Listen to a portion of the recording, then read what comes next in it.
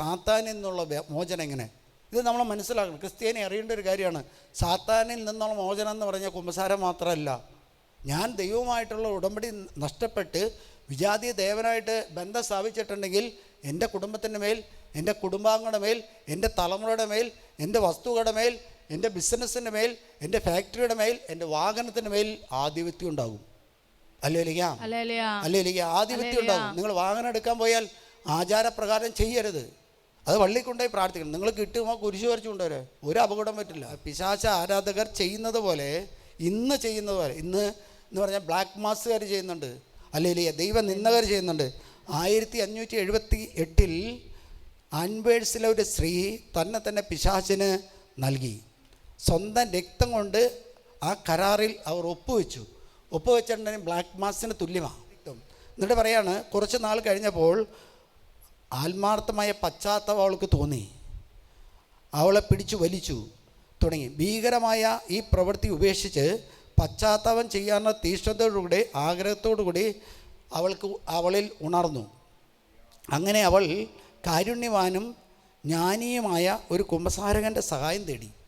അല്ലേലിക്കാം. ഇനി നിങ്ങൾ പ്രത്യേകിച്ച് എന്താണ്, ആ പട്ടണത്തിലെ ജപമാല സഹോദര സംഘത്തിൻ്റെ ഡയറക്ടറും ഡൊമിനിക്കൻ ആശ്രമ വൈദികനുമായ ഫാദർ ഹെൻറിയുടെ അടുത്ത് പോയി സംഘത്തിലെ അംഗമായി ചേർക്കണമെന്നും കുമ്പസാരം കേൾക്കണമെന്നും അഭ്യർത്ഥിക്കുവാൻ അദ്ദേഹം അവളെ ഉപദേശിച്ചു. അതനുസരിച്ച് ആ സ്ത്രീ ഫാദർ ഹെൻറിയെ കാണുവാൻ പോയി. പക്ഷേ അവൾ കണ്ടുമുട്ടിയത് അദ്ദേഹത്തെയല്ല, ഡൊമിനിക്കൻ വൈദികൻ്റെ വേഷം ധരിച്ച് കെട്ടിയ ഒരു പിശാചിനെയാണ്. അല്ലേലിയാം. ആ പിശാച് അവളെ നിഷ്കരണം ശാസിക്കുകയാണ് ചെയ്തത്. അവൾ ജീവിച്ചിരിക്കുന്നിടത്തോളം കാലം ഇനി ഒരിക്കലും സർവശക്തനായ ദൈവത്തിൻ്റെ കൃപ വീണ്ടും സ്വീകരിക്കാമെന്ന് പ്രതീക്ഷിക്കാനാവില്ലെന്ന് പറഞ്ഞയച്ചു. അപ്പോൾ ആരാ വന്നു നിന്നത്? അപ്പോൾ പിശാചിനെന്താ? വിശുദ്ധന്മാരുടെയും രൂപം ധരിക്കാൻ പറ്റും. അല്ലേലിയാം. അത് നമ്മൾ തിരിച്ചാണ്. എന്താ ഈ സ്ത്രീ തിരിച്ചുപോയി അവിടെ കരാറിൽ അധീനത വീണ്ടെടുക്കാൻ യാതൊരു മാർഗ്ഗവും ഇല്ലത്രേ. ഇത് അവളെ വളരെയധികം വേദനിപ്പിച്ചു. അവളെ വീണ്ടും വന്നു. എന്താണെന്ന് വെച്ചാൽ, എങ്കിലും ആ സ്ത്രീ ദൈവത്തിൻ്റെ കരുണയിലുള്ള പ്രത്യാശ കൈവെടിഞ്ഞില്ല. ഒരിക്കൽ കൂടി അവൾ ഫാദർ ഹെൻറിയുടെ തേടിയെത്തി. പക്ഷേ രണ്ടാം തവണയും പിശാച് അവൻ്റെ തിരസ്കരണത്തോടെയാണ് അഭിമുഖീകരിക്കേണ്ടി വന്നത്. അപ്പോൾ രണ്ടാമത്തെ തവണ ആരാ വന്നു നിൽക്കുന്നത്? പിശാച്. കാരണം എന്താണെന്ന് വെച്ചാൽ, നമ്മുടെ കുടുംബത്തിൻ്റെ മേൽ ക്ലെയിം വന്നാൽ, നമ്മുടെ വ്യക്തികളുടെ മേൽ ക്ലെയിം വന്നാൽ അവന് ആധിപത്യമുണ്ട്. ആധിപത്യം പോകണമെങ്കിൽ എന്താണെന്ന് വെച്ചാൽ പരിഹാരം ചെയ്യണം. പുലർച്ചയ്ക്ക് എഴുന്നേറ്റ് നിങ്ങൾ പ്രാർത്ഥിക്കാൻ തുടങ്ങിയാൽ വിട്ടുപോകും. അല്ലേലിക്കാം. ഇങ്ങനെ അത് ആ വൈദികനെ കാണാൻ പോയി. ഒടുവിൽ ദൈവവേദനയിൽ ഫാദർ മൂന്നാമത്തെ തവണ അവൾ വൈദികനെ കാണുവാൻ പോയി.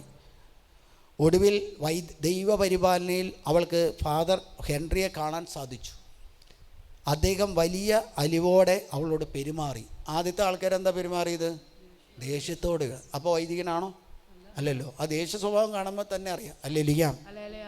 വൈദികനല്ല, പിശാച് വൈദികൻ്റെ രൂപട്ട് വന്നതാണ്. അദ്ദേഹം വലിയ അലിവോടെ അവളോട് പെരുമാറി. സർവശക്തനായ ദൈവത്തിൻ്റെ കരുണയിലേക്ക് സ്വയം സമർപ്പിക്കുവാനും നല്ലൊരു കുമ്പസാരം നടത്തുവാനും അദ്ദേഹം ആ സ്ത്രീയെ പ്രോത്സാഹിപ്പിച്ചു. കുമ്പസാരം നടത്തി കൊടുത്തു. എന്നിട്ട് ആ സഹോദരൻ ചെയ്തെന്ന ജപമാല സംഘത്തിലേക്ക് അംഗമായി സ്വീകരിച്ചു. ആ അദ്ദേഹം ജപമാല ഇടയ്ക്കിടെ ചൊല്ലാൻ അവളോട് നിർദ്ദേശിച്ചു. അല്ലേലിയാം. നമ്മളിവിടെ ഇടയ്ക്കിടയ്ക്ക് ചൊല്ലാനല്ല നിർദ്ദേശിക്കുന്നത്, 4 ജപമാല മിനിമം ചൊല്ലാനാണ് നിർദ്ദേശിക്കുന്നത്. അല്ലേലിയാം. ഒരു 33 വിശ്വാസ പ്രമാണം ചൊല്ലും പറയും. 33 മിഖാൽമാരുടെ പ്രാർത്ഥന എല്ലാം പറയും. കരുണക്കൊന്ത് എല്ലാം പറയും. അതോടൊപ്പം തന്നെ ബ്രിജീത്തയുടെ പ്രയർ എന്ന് പറഞ്ഞാൽ ആ പ്രയറിനുള്ള കൃപ ഇതാണ്, വാഗ്ദാനം കൊണ്ട് കൂടിയ പ്രയറാണ്. ആ പുരോഹിതൻ ചെയ്തൊരു കാര്യം അതാണ്. ഉടമ്പടി തിരിച്ചു കിട്ടണമെങ്കിൽ ഈ കാര്യം ചെയ്യണം.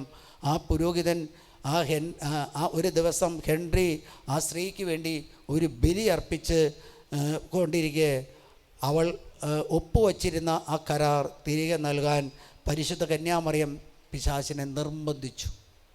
4 ജപമാല ചെല്ലാൻ പറയുന്നതിൻ്റെ എന്താ? നിങ്ങളുടെ ഉടമ്പടി കുടുംബത്തെ നഷ്ടപ്പെട്ടിട്ടെങ്കിൽ തിരിച്ചു മേടിക്കാൻ കഴിവുള്ള ഒരു വ്യക്തി പരിശുദ്ധ അമ്മയാണ്.